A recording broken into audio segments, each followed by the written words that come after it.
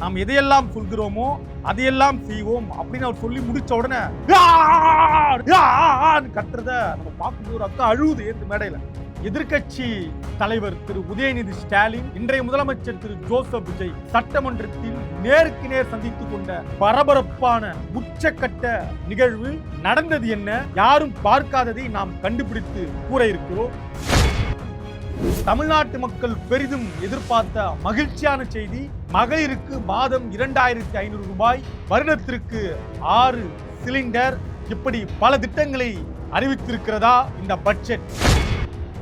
Clean போல்டான தாவேக அரசுடைய நிதிநிலை அறிக்கை அப்படின்னு மக்கள் பேசுவது என்ன, இந்த காணொலியில பார்க்கலாம். தமிழ்நாட்டுல எல்லாமே சேஞ்ச் ஆயிடுச்சு. உங்க நகையையும் சேஞ்ச் பண்ணுங்க. உங்க பழைய நகைக்கு கிராமுக்கு 150 ரூபாய் கூடுதலா வாங்கி புது நகை எடுத்துக்கோங்க. அதே கம்மி சேதாரம் தான் உங்க லலிதால மட்டும்தான். ஆச்சி மசாலா, எந்த சமையலும் ருசி தேடும் ரகசியம் 20 ரூபாய். உலக தமிழர்களுக்கு வணக்கம். இது கிங் டிவி. நான் தமிழ்மாறன். தமிழ்நாட்டுடைய புதிய அரசு அமைந்து முதல் பட்ஜெட் எதிர்பார்த்ததை போல பல முக்கிய அறிவிப்புகளை இந்த பட்ஜெட் வெளியிட்டிருக்கிறது. அந்த அறிவிப்புல குறிப்பாக 60 வயது வரை இருக்கக்கூடிய அனைத்து மகளிருக்கும் மாதம் 2500 ரூபாய் அப்படின்ற ஒரு அற்புதமான ஒரு அறிவிப்பு. அதை தொடர்ந்து அன்னபூரணி சூப்பர் 6, அதாவது ஆண்டுக்கு 6 சிலிண்டர் வீட்டுக்கு வந்து சேர்ந்துவிடும். பெண்கள் கவலைப்பட வேண்டாம், விலைவாசி ஏற்றத்தை நினைத்து கவலைப்பட வேண்டாம் என்கிற அன்னபூரணா சூப்பர் 6 என்கிற 6 சிலிண்டர் திட்டம். அது போக கல்வி இடைநிற்றல் வந்து விடக்கூடாது. மாணவர்கள் பள்ளிக்கூடம் போறாங்க இல்லையா, அந்த இடைநிற்றல் வந்து விடக்கூடாது என்பதற்காக அந்த மாணவர்களை பேணி பாதுகாப்பதற்கு வருடத்திற்கு 15000 ரூபாய் இனி பெற்றோர்களுடைய வங்கி கணக்கில் வந்து விழும். அதை தாண்டி வெற்றி பயணம் திட்டம். இப்பொழுது பிங்க் பஸ், கடந்த திமுக ஆட்சி காலத்துல பிங்க் பஸ்ல போனா மட்டும்தான் பெண்கள் வந்து இலவசமா போக முடியும். ஒரு ஆத்திர அவசரம்னா எப்படி பெண்கள் பிங்க் பஸ் வர வரைக்கும் காத்திருந்து போகணுமா? இல்ல, தமிழ்நாட்டில் இருக்கக்கூடிய எல்லா பேருந்திலும் இந்த சூப்பர் டீலக்ஸ், ஏசி பேருந்து, மின்சார பேருந்துனா எந்த பேருந்தாக இருந்தாலும் எல்லா பேருந்திலும் பெண்கள் ஏறி பயணிக்கலாம் அப்படின்ற மிகவும் அற்புதமான ஒரு உன்னதமான ஒரு திட்டம். தாய் மாமன் தங்க மோதிர திட்டம். தமிழ்நாட்டில் பிறக்கக்கூடிய குழந்தைகள் இருக்காங்க இல்லையா, தமிழ்நாட்டில் பிறப்பதே ஒரு வரம், தமிழ்நாட்டில் பிறப்பதே ஒரு மிகப்பெரிய நம்ம ஒரு வரம் செஞ்சுட்டு வந்திருக்கணும் அப்படின்னு சொல்றோம்ல. அதனால தமிழ்நாட்டில் பிறக்கக்கூடிய எல்லா குழந்தைகளுக்கும், திருமணமாகி பிறக்கக்கூடிய எல்லா குழந்தைகளுக்கும் தாய்மாமன் தங்க மோதிர திட்டம் கிடைக்கும் அப்படின்ற ஒரு முக்கியமான பல அறிவிப்புகளை இந்த பட்ஜெட் கூட்டத்தொடரில் இன்றைக்கு இருக்கக்கூடிய தாவேக அரசு அறிவித்திருக்கிறது அப்படின்னு நான் சொல்லணும்னு நினைச்சா. என்ன நடந்திருக்கு அப்படின்னா, இப்ப பள்ளிக்கூடங்கள்ல ஆரம்ப காலங்கள்ல எனக்கு அந்த அனுபவம். நம்ம பள்ளிக்கூடங்கள்ல 1ஆம் வகுப்பு 2ஆம் வகுப்பு போறப்ப மயிலிறகு அந்த மயிலிறகை கொண்டு வந்து புத்தகத்துக்குள்ள அப்படி வச்சு அப்படியே மூடுவாங்க. அது ஒரே ஒரு இறகு தான் இருக்கும். அது நீட்டா ஒரு இழை மாதிரி இருக்கும். அந்த இழையை கொண்டு வந்து வச்சு அந்த இழையை அப்படியே பாதுகாத்து நம்ம சாப்பிட்ற பிஸ்கெட்ல ஒரு துகுளத்துக்கு உள்ள போடுறது, நம்ம சாப்பிட்ற தேன் மிட்டாயில ஒரு துகுளத்துக்கு உள்ள போடுறது. இன்னும் புத்திசாலி தண்ணியெல்லாம் ஊற்றுவான் புக்கை உயரமாக்கி, அது நாசமாகி கடைசியா அந்த புக்கு தேராம உருப்படாம போன பாதி பேர் வந்து உருப்படாம ஃபைல் ஆகி போனது இந்த மாதிரியான காரணம் தான். இப்படி எல்லாம் பண்ணா இந்த மயில் இறகு இருக்கு இல்லையா, அந்த இழை, அதாவது மயிலுடைய இறகு மயிறு என்னமோ அந்த இழை இருக்கு இல்லையா, அது வந்து குட்டி போடும். இன்னும் ஒரு புத்திசாலி அப்போ எப்படி அட்வான்ஸா யோசிச்சாங்கன்னு தெரியல, நம்ம கூட இருக்க நண்பர்கள் கூட இன்னொரு மயில் இறகு எடுத்து உள்ள வைப்பாங்க. என்னப்பானா, இல்ல இந்த 2 மயிலிறகு ஒன்னா வச்சா இன்னும் ஒரு வாரத்துல அது மயிலிறகு பெருகி அப்படியே புத்தகம் முழுக்க மயிலிறகு. இங்க காலையில போய் பள்ளிக்கூடத்தை எடுத்தோம்னா அப்படியே பள்ளிக்கூடம் பேக்ல மயிலிறகா அப்படியே பொங்கி வழியும் அப்படின்னு நம்பி ஏமாந்து போன காலம் இருக்கு இல்லையா. 1ஆம் வகுப்பு 2ஆம் வகுப்பு 3ஆம் வகுப்பு வரைக்கும் நம்ம இந்த மூட நம்பிக்கையை நம்பி எப்படி நம்ம ஏமாந்து போனோமோ, அப்படிதான் இந்த பட்ஜெட்டை அப்படியே அபான்னு பார்த்துட்டு இருந்த வாயில வந்து விழுந்த அல்வா இல்ல, அல்வா கின்ற நெய்யில ஒரு துளி கூட இந்த பட்ஜெட்ல வந்து விழல அப்படின்றத நம்ம பார்க்கலாம். இவ்வளவு கடுமையா நான் பேச வேண்டிய காரணம் என்ன? நல்ல கேள்வி இருக்கு இல்லையா. அதற்கு உங்களுக்கு அந்த வீடியோ வரும், நம்ம அந்த ஆடியோவை பார்க்கணும். எப்படிப்பட்ட பட்ஜெட்னு பாருங்க. இந்த பட்ஜெட் எல்லாம் அறிவிக்கிற பொழுது இன்றைய முதலமைச்சர் திரு ஜோசப் விஜய் அவர்கள் தேர்தல் அறிக்கை கொடுக்கிற பொழுது என்ன பேசினார்? நம்ம இவ்வளவு காட்டமா பதில் கொடுக்கிறோம், நம்பல, இப்ப இவ்வளவு நான் பேசுறோம் இல்லையா, இது எதுவுமே என்னுடைய சொந்த தயாரிப்பே கிடையாது. நம்ம டிஸ்க்ளைமர்ல போட்டுருந்தோம். இது எல்லாமே சமூக வலைத்தளங்கள். இப்ப சமூக வலைத்தளங்கள்ல இந்த பட்ஜெட் வந்த உடனே மக்கள் என்னெல்லாம் எழுதுறாங்க, தேநீர் விடுதியில மக்கள் என்ன பேசுறாங்க அப்படின்றதெல்லாம் கேட்டு சேகரித்து உங்கள் முன்னால் நான் பேசுகிறேன். அப்ப என்ன சொல்றாங்க மக்கள் அப்படின்னா, இந்த வீடியோ தான் பார்த்துட்டு இருக்காங்க. மக்கள் தான் முக்கியம், அவங்க மனசு தான் முக்கியம், அவங்க வாழ்க்கை தான் முக்கியம். என்னெல்லாம் செய்ய முடியுமோ, எதெல்லாம் பிராக்டிக்கலோ எது பாசிபிளோ அதை மட்டும்தான் சொல்லி இருக்கிறோம்.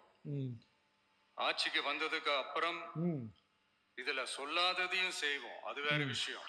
ஆனா இப்போ செய்யறத செய்ய முடிஞ்சத மட்டும்தான் இப்போ இதுல சொல்லி இருக்கிறோம். அப்படி நாம உண்மையா, அதாவது எதையெல்லாம் செய்ய முடியுமோ, எதையெல்லாம் செய்வதற்கு வாய்ப்பு இருக்கு, பிராக்டிக்கலா பாசிபிளா நடைமுறையா இருக்கு. எப்ப இந்த தேர்தல் அறிக்கை? தமிழ்நாட்டுடைய கடன் சுமை இன்றைக்கு 10 லட்சம் கோடிக்கு மேல இருக்குன்னு தெரிஞ்ச பிறகு இன்றைய தமிழ்நாட்டு முதலமைச்சர் அன்றைக்கு கட்சி தொடங்கிய வேகத்துல தேர்தல் வருகிறது அப்படின்னு சொன்ன உடனே கொடுத்த தேர்தல் அறிக்கை. இப்ப இந்த தேர்தல் அறிக்கையில கூட முதலமைச்சர், இன்றைக்கு முதலமைச்சர் அன்னைக்கு நிதானம் இல்லாம பேசிட்டாருங்க, அவசரப்பட்டு பேசிட்டாரு. புதுசா கட்சி தொடங்கி இருக்காரு, ஆர்வ கோளாறுல பேசி தொலைச்சிருக்காரு அப்படின்னு யாராவது முட்டு கொடுக்கலான்னு பார்த்தா நான் என்ன பண்றது? நிர்வாகத்தையே ஒரு சித்தாந்தமா எடுத்துக்கிட்டது தானே நம்ம தமிழக வெற்றி கழகம்.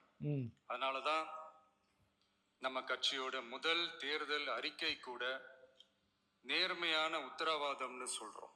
நேர்மையான உத்தரவாதம். உத்தரவாதம்னா என்ன? சத்தியம். இத செய்தே தீருவோம் அப்படின்னு சொல்றாரா? அடுத்து ஸ்டாலின் சார் மாதிரி ஏமாத்த மாட்டோம், இந்த மற்றும் பலர் மாதிரி அள்ளி விடுற அவசர அறிக்கைன்னு இல்லைன்னு சொல்றோம். 2 ஊழல் கூட்டம் மாதிரி எல்லாம் நாம ஏமாத்தவே மாட்டோம். நமக்கு மக்கள் தான் முக்கியம். ஸ்டாலின் சார் மாதிரி நம்ம ஏமாத்த மாட்டோம். தேர்தல் அறிக்கை கொடுத்த உடனே ஸ்டாலின் சார் மாதிரி நம்ம ஏமாத்த மாட்டோம், மற்றும் பலரெல்லாம் சொன்ன மாதிரி அள்ளி தெளிக்க மாட்டோம். நாம் எதையெல்லாம் சொல்கிறோமோ அதையெல்லாம் செய்வோம் அப்படின்னு அவர் சொல்லி முடிச்ச உடனே கத்துறத நம்ம பார்க்க முடியும். ஒரு அக்கா அழுவுது ஏந்து மேடையில. இப்படி ஒரு வழியா சொல்லி முடிச்சு இன்றைக்கு அந்த பட்ஜெட்டும் வந்திருக்கு. நம்ம அந்த பட்ஜெட்டை யாரெல்லாம் அமர்ந்து பார்த்தோம்னு நம்ம பார்த்தோம். இப்படி ஒட்டுமொத்தமாக தேர்தலுக்கு முன்னால் தேர்தல் அறிக்கைன்னு ஒரு பட்ஜெட்டை கொடுத்து ஒரு நேர்மையான, ஒரு தெளிவான அறம் பொருள் இன்பம், அறம் பொருள் இன்பம் நம்ம திருவள்ளுவர் சொன்ன மாதிரி நேர்மையாக இருந்து நம்ம ஒரு பட்ஜெட்டை கொடுத்துருக்கோம், அறிக்கை கொடுத்துருக்கோம்னு பேசிய திரு ஜோசப் விஜய் அவர்கள் இன்றைக்கு தேர்தல் அறிக்கையில சொன்னதை செஞ்சிருக்காரா அப்படின்ற கேள்விய நம்ம கேட்கல, மக்கள் கேட்க தொடங்கியிருக்கிறார்கள். இதற்கு தாவேகா தரப்பு என்ன மாதிரியான பதிலை எல்லாம் கொடுக்க போகிறது? மறுபுறம் எதிர்க்கட்சி இருக்கக்கூடிய திரு உதயநிதி ஸ்டாலின் இதை ஒரு 0 திரு எடப்பாடி பழனிசாமி ஒரு 0 சொல்லியிருக்கக்கூடிய நிலையில சமூக வலைத்தளங்கள்ல இந்த தேர்தல் அறிக்கை பெரிய பேசு பொருளாக மாறி இருக்கிறது. இப்பொழுது யார் ஏமாற்றி இருக்கிறார் மக்களை, நான் ஏமாற்ற மாட்டேன் அப்படின்னு ஸ்டாலினை எடுத்துக்காட்டாக பேசினார்ல ஸ்டாலின் சார் மாதிரி, இப்ப விஜய் மாமா, உங்க விஜய் மாமா, நம்ம விஜய் மாமா என்ன இந்த தேர்தல் அறிக்கையில கொடுத்திருக்காரு, இதுல என்ன இருக்கு, ஊரா விட்டு நெய்ய என் பொண்டாட்டி கையேன்னு இந்த பழமொழி இருக்கும் இல்லையா? இப்படி கடந்த திமுக ஆட்சியில் எந்த திட்டமெல்லாம் கொண்டு வரப்பட்டதோ அந்த திட்டங்களுக்கு ஸ்டிக்கர் ஒட்டி ஒரு முதலமைச்சர் அவர்கள் இன்றைக்கு அவருக்கு தெரியாம இந்த பட்ஜெட் வந்திருக்காது இல்லையா? இந்த பட்ஜெட்டை வெளியிட்டு இருக்காருன்னா இத என்ன மாதிரியான நாகரிகமான வார்த்தையை பயன்படுத்தி விமர்சனம் செய்ய முடியும்னு பாக்குறவங்க எங்களுக்கு கீழே கமெண்ட்ல எழுதலாம்.